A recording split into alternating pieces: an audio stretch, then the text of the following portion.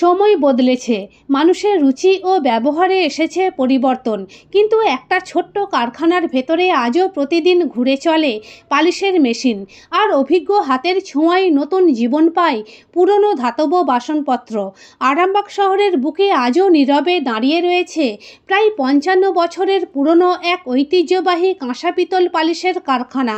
ঠিকানা আরামবাগ শহরের ছায়াবাণী সিনেমাতলা।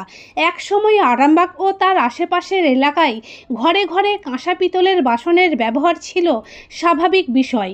বিয়ে, পুজো পার্বণ কিংবা অতিথি আপ্যায়নে এই বাসনের আলাদা গুরুত্ব ছিল।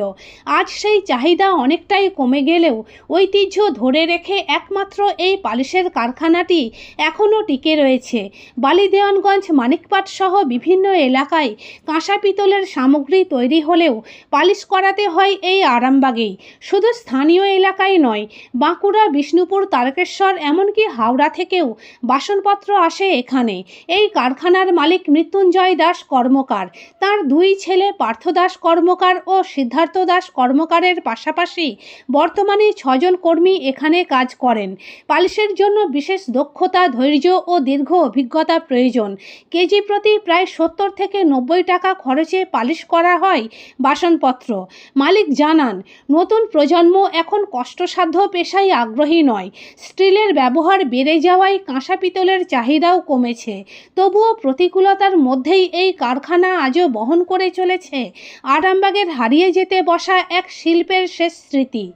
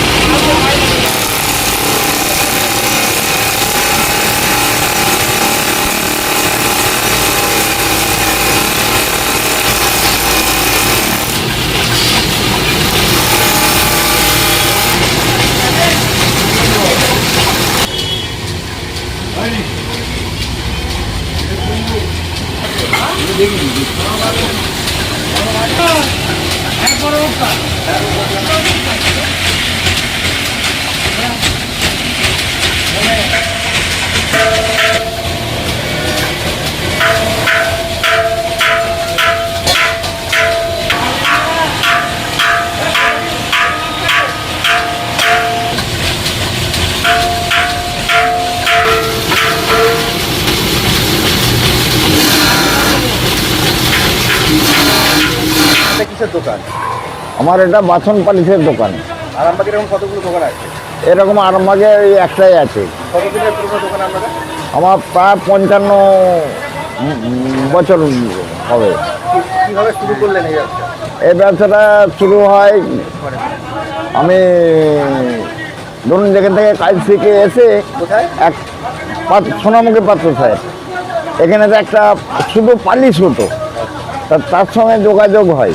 তার সঙ্গে যোগাযোগ হতে আমি এবারে সব নানা রকম কুঁড়াই এইসব নানা রকম কাজ জানি বলে আস্তে আস্তে ওগুলো আরম্ভ করলাম, করে সব কিছু এখানে কাজ আরম্ভ হয়ে গেল। হ্যাঁ, কোথাও থেকে পালিশ করতে আসে মানুষ এখানে? এখানে বিষ্ণুপুর, হ্যাঁ, কলকাতা, বাঁকুড়া, বালিদেওয়ানগঞ্জ, তারকেশ্বর, বন্দর, হাওড়া। আপনার এখানে শুধুমাত্র পালিশই হয়? হ্যাঁ। আচ্ছা, এই পালিশ করার পদ্ধতিটা একটু যদি বলেন, কীভাবে পালিশটা হয়?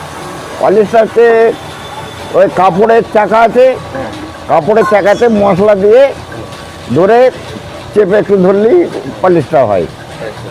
হ্যাঁ, অনেকে তো বলে যে পুরোনো বাসন পালিশ করালে নাকি ক্ষয়ে যায়। সেটা কুঁড়াই করলে পেনে অল্প ক্ষয়, 10-15 গ্রাম ক্ষয়। এইখানে যে পালিশটা হয়েছে আপনার পিতলের পালিশ নাকি না কাঁসারও পালিশ? কাঁসাও পালিশ হয়, পিতলও পালিশ হয়, সব রকম পালিশ হয়। আর যেহেতু আপনি দীর্ঘদিন ব্যবসার সঙ্গে যুক্ত, আপনাকে জিজ্ঞেস করবো কাঁসা আর পিতল চিনবে কী করে? মানুষ চিনতে পারবে বলতে, মানুষ পাবলিক এমনি চিনতে পারবে না। আচ্ছা। হ্যাঁ, আমরা সেগুলো চিনতে পারবো, যেমন কলসি, ঘটি, রেকাপ, এইসব হচ্ছে পিতলের। হ্যাঁ, আর থালা, বাটি, গ্লাস এইসব হচ্ছে কাঁসার। আচ্ছা, আগে যেভাবে কাজ হতো এখন কি সেই একইভাবে কাজ পান? না, এখন ওই স্টিল মালটা চালু হয়ে যেতে এখন পিতল কাঁসারা একটু কমে গেছে। আপনার হ্যাঁ। তাহলে ব্যবসাও তো কিছুটা কমেছে নাকি? হ্যাঁ হ্যাঁ হ্যাঁ হ্যাঁ তো কি মনে হচ্ছে, পিতল কাঁথায় বেশি খাওয়া উচিত নাকি না স্টিলের দিকে ঘোরা উচিত? স্টিলের দিকে বেশি ঝোঁক। না, মানুষের খাওয়া উচিত কিসে? খাওয়া উচিত পিতল কাঁথায়। হ্যাঁ এখন স্টিলের দিকে মানুষ ছুটে যায়। হ্যাঁ হ্যাঁ হ্যাঁ। আচ্ছা, আপনার এখানে এই যে ব্যবসা যেখানে আছে, কাস্টমাররা ডাইরেক্ট এসে পালিশ করাতে পারে নাকি না ব্যবসাদারদের থ্রুই আসতে হবে? ব্যবসাদাররাও করাতে পারে আর ডাইরেক্ট আসতে পারে। হ্যাঁ। আনুমানিক কিরকম খরচা একটু যদি বলেন? আনুমানিক খরচা বলতে পার কেজিতে এই 70 টাকা, 90 কেজি হিসাবে খরচ নেই। কেজি হিসেবে। হ্যাঁ। কতক্ষণ লাগে? কতক্ষণ লাগে বলা খুব মুশকিল। হ্যাঁ, যেমন মাল থাকে সেরকম ভাব পালিশ হয়। হ্যাঁ, টাইমটা লাগে। আপনার এখানে কতজন কাজ করেন? ওই 6 জন। আগে কিরকম কাজ করতেন, আরো লোক বেশি ছিল? আগে কাজ বেশি ছিল। হ্যাঁ। আপনার নাম? আমার নাম মৃত্যুঞ্জয় দাস কর্মকার। আপনার এই দোকানের কি নাম? বাসন পালিশ ঘর, কোথায় এটা? আরামবাগ সাহেবানী সিনেমাতলা। শীততাপ নিয়ন্ত্রিত অত্যাধুনিক রেস্টুরেন্ট ময়ূখ রেস্টুরেন্ট। এখানে পাবেন চাইনিজ, পোলাও, বিরিয়ানি, তন্দুরি সহ সমস্ত রকম খাবার। এছাড়াও কাস্টমারদের সুবিধার্থে হোম ডেলিভারির বিশেষ ব্যবস্থা রয়েছে।